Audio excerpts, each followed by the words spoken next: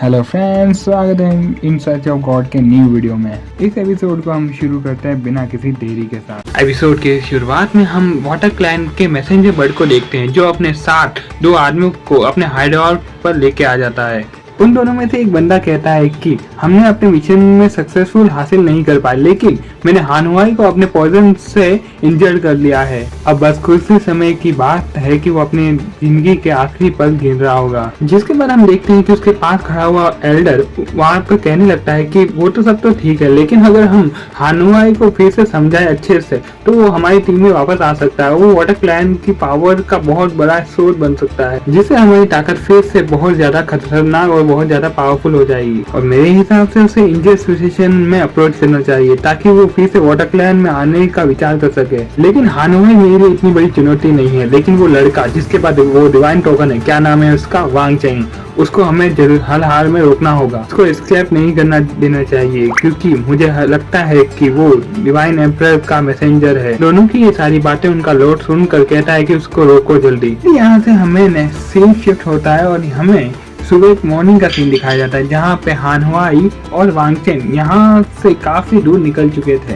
यहाँ पे हानुआई वांगचेन को बताने लगता है कि इसके सामने तुम जो देख रहे हो माउंटेन, उसके बाद मिरा सिटी आता है। इसको हम पार करते ही मिरा सिटी बहुत जल्द पहुंच जाएंगे। वो आगे बढ़ते बढ़ते जा ही रहे होते हैं तब वांगचेन हानुआई से पूछने लगता है कि आखिर क्यों और क्या रीजन है कि वाटर क्लैन बार बार मिरा सिटी को टारगेट करता है, उस पर हमला कर उसे डिस्ट्रॉय करने की कोशिश करता है। जिस पर हानुआई बताने लगता है कि आज के वक्त में ये जितने भी ट्राइब्स लोग हैं ये एक दूसरे के ऊपर अपना डोमिनेंस दिखाना चाहते हैं, और ये जितने भी ट्राइब्स के लोग हैं इनके अंदर अब बेईमानी बहुत ज्यादा बढ़ चुकी है। ये बहुत छोटे लोगों को जो इनके ट्राइब्स में उनका जीना ये हराम करते रहते हैं। जितने भी ट्राइब्स के अंदर ये छोटे लोग हैं उनके अंदर कहीं ना कहीं एक उम्मीद है, और ये उम्मीद कहीं ना कहीं हो सकता है मिरा सिटी से जुड़ी हुई हो, क्योंकि मिरा सिटी को सिटी ऑफ फ्रीडम के नाम से जाना जाता है।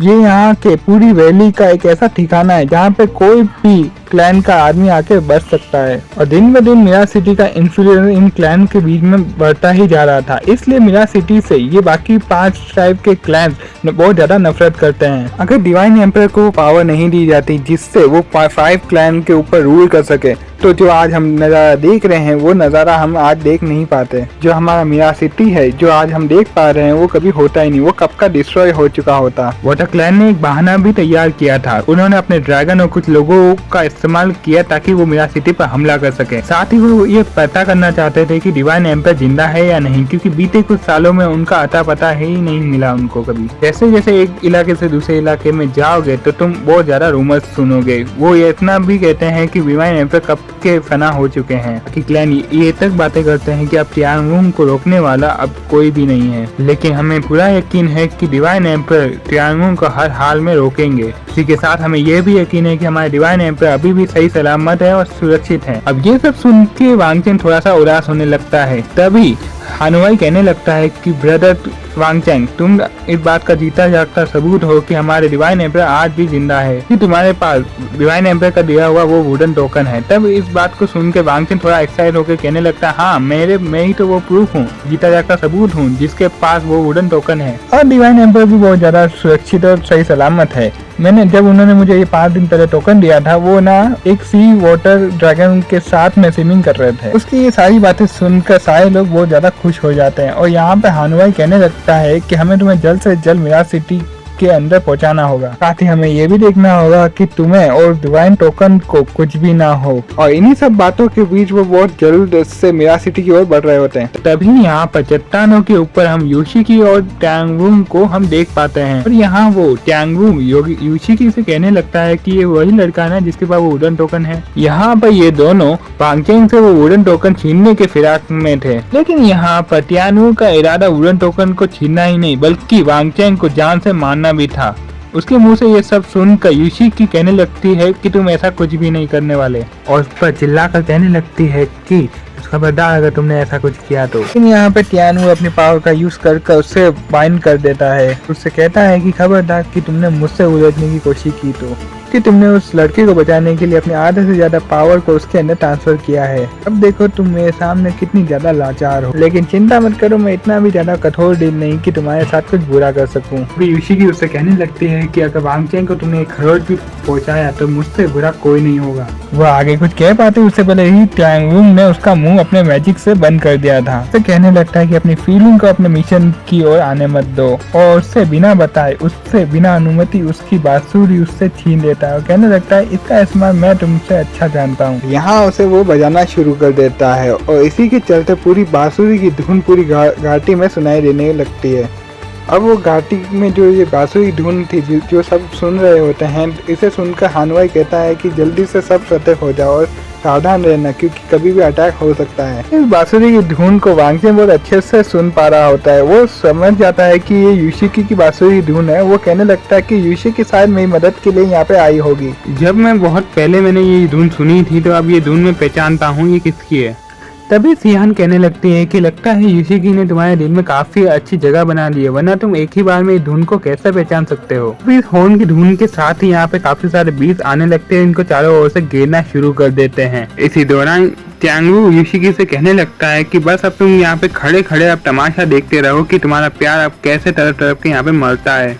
और इसी दौरान हानवाई अपने सारे साथियों को कहता है कि अपनी रफ्तार को अब बढ़ा लो, हमें जल्द से जल्द मिराज सिटी तक पहुंचना ही होगा, वरना हम इन बीस का सामना अकेले नहीं कर पाएंगे। वह ये भी कहता है कि मिराज सिटी एक ऐसी जगह है जहाँ पे हमें पनाह अभी इस टाइम मिल सकती है। अभी हम आगे देखते हैं कि यहाँ पर बहुत सारे बर्ड बीस यहाँ पर उन पर हमला कर देते हैं। यहाँ पे आपके इतने सारे जो स्वॉर्डमैन थे उनकी हालत बिगड़ने लगती है। इन बर्ड अटैक से काफी सारे लोगों की संख्या कम होने लगती है, लेकिन यहाँ पे कुछ ताकतवर लोग भी थे जिनने इन बर्ड को मारना शुरू कर दिया था। लेकिन ये सारे लोग ये भी जानते थे कि ये इन सारे बीस का सामना एक साथ नहीं कर पाएंगे, इसलिए ये चाहते थे कि यहाँ से जल्द भाग निकले। लेकिन वांग चेन सबको समझाते हुए कहता है कि अगर हम भाग निकलते हैं लेकिन इन बर्ड का खरपाया नहीं करते हैं तो बाद में ये बर्ड फिर से हमारा पीछा करके हम पर हमला कर सकती है, इसलिए हमें यहाँ पर रुक कर हमें यहाँ पे इन सबको निपटाना होगा एक साथ। यहाँ पर हानवाई उसकी बात से एग्री कर जाता है। वो जानता है कि वो अब ना उस पॉइजन से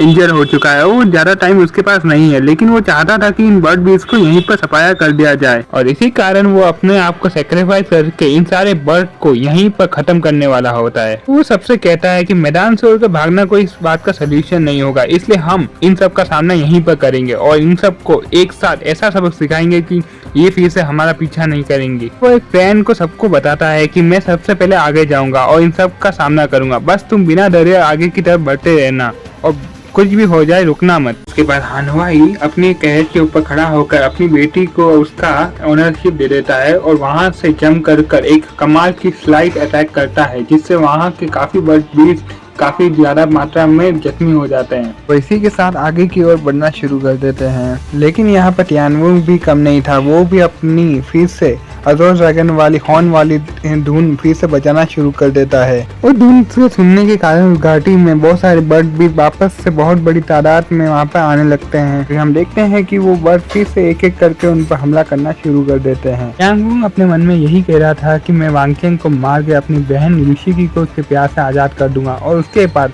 हानवाई के पास भी कोई ऑप्शन नहीं रहेगा वाटर क्लैन को ज्वाइन करने के अलावा। एक बार ये मेरी क्लैन को वापस से ज्वाइन कर ले, मेरी ताकत फिर से दोबारा बहुत तेजी से बढ़ना शुरू कर देगी। यहाँ पे हानवाई उनके मंसूबे को बहुत अच्छे से जानता था, इसलिए वो जी जान से उनसे लड़ने की कोशिश करता है और उनसे लड़ते हुए वो मन में यही कहता है कि मैं ट्यांग वू और वाटर क्लैन को उनके मंसूबे में कामयाब होने नहीं दूंगा, क्योंकि अगर ये अपने प्लान में कामयाब हो गए तो ये दुनिया में ऐसी तबाही होगी जो किसी ने ना देखी होगी ना सोची होगी। लेकिन इस दौरान हानवाई की तबीयत अब बिगड़ने लगती है क्योंकि उस पॉइजन का असर अब दिखने लगा था। क्योंकि जब हानवाई अपनी पावर का यूज करता है तो उसके बॉडी के ऊपर ये पॉइजन बहुत तेजी से असर करना शुरू कर देता है। हानवाई की तबीयत खराब होते हुए वांग चेन नोटिस कर लेता है और वो अपनी तलवार निकाल कर कहता है कि अब आप अपनी पावर का यूज नहीं करेंगे क्योंकि इससे आपकी सेहत पर बुरा असर पड़ रहा है।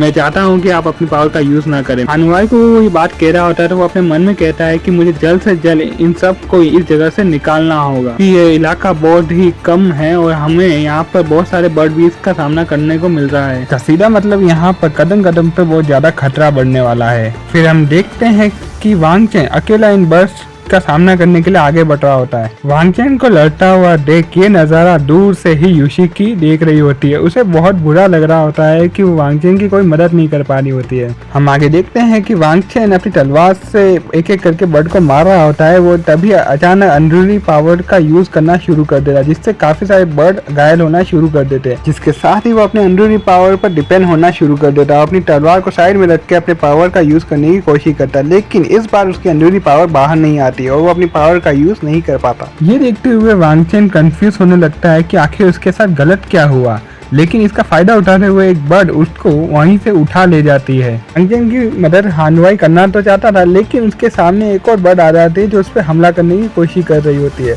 वह वांग चेन की मदद करना तो चाहता था, लेकिन वो उससे काफी दूर था, इसलिए वह वांग चेन को कहता है कि तुम्हें अपनी अंदरूनी पावर जो तुम्हारे अंदर मौजूद है, तुम्हें उस पर ध्यान केंद्रित करना होगा, तभी तुम अपनी अंदरूनी पावर का यूज कर पाओगे और तुम्हें बिना टेंशन के अपनी पावर को अपने पूरी बॉडी में फैलाव करना होगा, ताकि तुम अपनी ट्रू पावर को अच्छे से यूज कर पाओ। तब जाकर ही तुम जिस अपनी पावर को तलाश कर रहे हो वो तुम्हारे बॉडी से निकल पाएगी। हानवाई की सारी बातें सुनकर वांग चेन वैसा ही परफॉर्म करता है जैसा उसने गाइड किया था। वो अपनी अंदरूनी पावर को अपने बॉडी में फ्लो होने देता है और फिर वो अपनी पावर का यूज करके उस बर्ड को निपटा देता है। इसके बाद वांग चेन फिर से हानवाई की मदद करने के लिए मैदान में उतर गया था और अब यहाँ पर काफी सारे बर्ड भी उन पे हमला करना शुरू कर देते हैं। फिर हानवाई और वांग चेन दोनों एक कंबाइन अटैक करना शुरू करते हैं, जिससे उन्होंने काफी सारे बर्ड को निपटा दिया था। इनसे इनका आगे का रास्ता क्लियर हो गया था और वो काफी दूर निकल गए थे। दोनों के कंबाइन अटैक को देख के बाकी बर्ड्स भी अब उल्टे पैर भागना शुरू करते हैं, जिससे ये लोग खुशी मनाना शुरू कर देते हैं।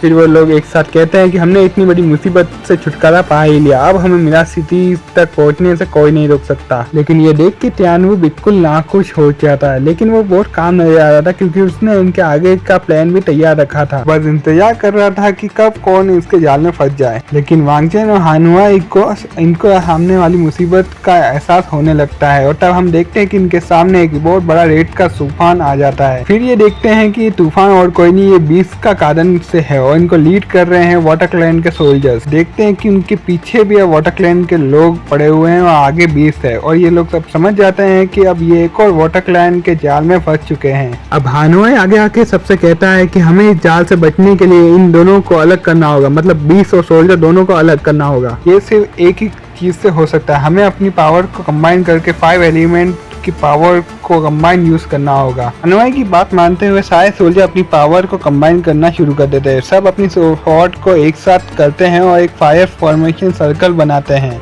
मतलब ये एक डिफेंसिव फायर सर्कल बनाने की कोशिश कर रहे होते हैं। ये फायर सर्कल इनको स्पिन करते हुए इनको काफी बैकअप प्रोवाइड कराता है। तो आगे की तरफ बढ़ तो रहे थे, लेकिन हानवाई उन सब की जिम्मेदारी अपने ऊपर छोड़कर आगे की ओर इनका सामना करने के लिए जा रहा होता है, क्योंकि वो जानता है कि ये जो फायर सर्कल है जितना ताकतवर दिख रहा है उतना है नहीं, ये अंदर से बहुत ज्यादा कमजोर है और ये ज्यादा देर इस फॉर्मेशन को कंबाइन नहीं कर पाएंगे। इसके साथ वो उन बीस्ट से सामना करने के लिए हानवाई आगे तो बढ़ता है, लेकिन एक बहुत बड़ा बीस्ट जो एक हाइनो होता है वो हियान के कैरेज पर अटैक कर देता है। तो अटैक इतना तगड़ा वाला था कि कैरेज के टुकड़े टुकड़े हो जाते हैं और हियान हवा में उछल जाती है। ये देखते हुए वांग चेन हरकत में आ जाता है। वो हियान को बचाते हुए अपनी तलवार को उस हाइनो बीस्ट के ऊपर फेंक मारता है, जिससे वो हाइनो बीस्ट उसी वक्त वहीं पर दम तोड़ देता है। पर ये नजारा देखने के बाद तियानवू जो उस वांग चेन से काफी नफरत करता है क्योंकि वो उसके रास्ते का काटा है, लेकिन उसकी स्किल को देखते हुए वो भी उसका फैन होने लगता है। वांग चेन की तारीफ करते हुए कहता है कि इसको नहीं पता कि कल्टीवेशन होता क्या है, अपनी पावर को कैसे यूज करते हैं,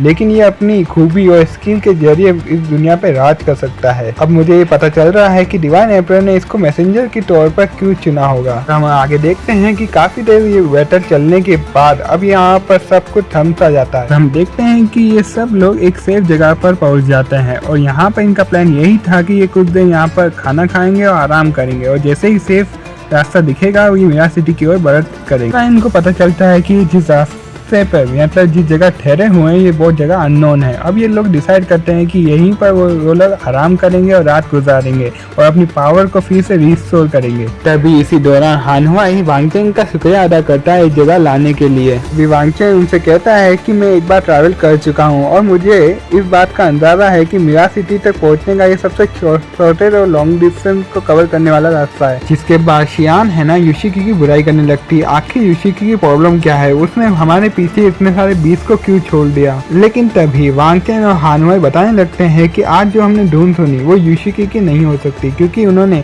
कई बार युशिकी की धुन सुनी है और महसूस की है, और ये कहीं से भी युशिकी की धुन जो आज हमने सुनी वो नहीं हो सकती। लेकिन ये भी सच है कि उसके अलावा सिर्फ एक ही बंदा है जो ना इन बीस को समन कर सकता है फ्लूट के जरिए, और वो है टियानवू, जो कि युशिकी का ही बड़ा भाई है। अब यहाँ पर वांग चेन को थोड़ा सा शौक लगता है ये सुनकर कि उनका बड़ा भाई भी है। कि हानवाई उनको एक बात बताता है कि बहुत पहले टियानवू और हानवाई काफी अच्छे क्लोज फ्रेंड हुआ करते थे, लेकिन वक्त के साथ सब कुछ बदल गया। उसका रास्ता और मेरे रास्ते कभी एक नहीं हो पाए। लेकिन टियानवू आज भी चाहता है कि मैं जैसे तैसे उसके टीम को ज्वाइन कर लूं, लेकिन मैं ऐसा नहीं करने वाला।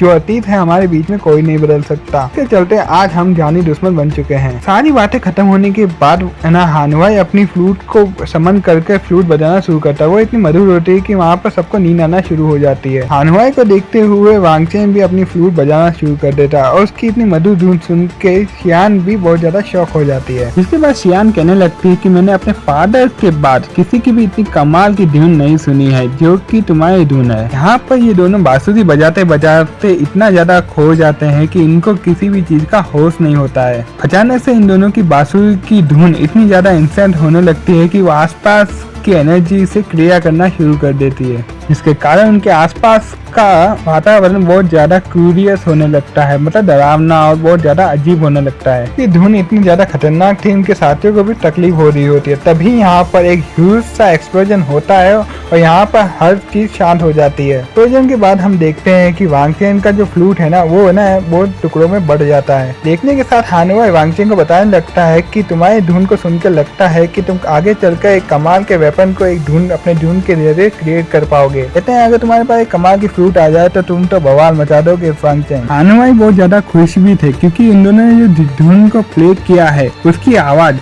विया सिटी के लॉर्ड तक तो पहुंच ही गई होगी। हानवाई सबको बताने लगता है कि उसके पास जो ये फ्लूट है वो बहुत ज्यादा खतरनाक और बहुत ज्यादा स्पेशल है, क्योंकि ना साउथ ड्रैगन ने मुझे खुश होकर उसे ये फ्लूट गिफ्ट किया था। हाँ, ये भी जाता है कि इस फ्लूट के अंदर यूनिकॉर्न की सोल कैद है, और जिसे 300 साल पहले खुद डिवाइन एम्परर ने ही कैद किया था। साथ ही उन्होंने इस फ्लूट पर एक सील को भी छोड़ दिया था, ताकि जब किसी को भी ये फ्लूट मिले तो वो इस सील को ब्रेक करके उस डिवाइन बीस्ट को बाहर निकाल सके और अपने मन मुताबिक उस बीस्ट का सहारा लेकर अपना फायदा निकाल सके। लेकिन अफसोस की बात है, मैंने इतने सालों में काफी बार कोशिश की, लेकिन मैं उस कंप्लीट धुन को नहीं बजा पाया जिससे मैं इस बीस्ट को आजाद कर पाऊं। लेकिन आज वांग चेन तुमने जो धुन को प्ले किया जिससे यहाँ पे एक टेरिफाइंग एनर्जी बाहर निकलने लगी और एक्सप्लोजन होने लगा था, मुझे लगता है कि तुम्हारे अंदर वो काबिलियत है कि जिस धुन को नाइट ड्रैगन ने साथ मिलकर बनाया है तुम उसको प्ले करके इस हील को ब्रेक कर सकते हो और बीस्ट को बाहर निकाल सकते हो। फिर तो हम सेफली मिया सिटी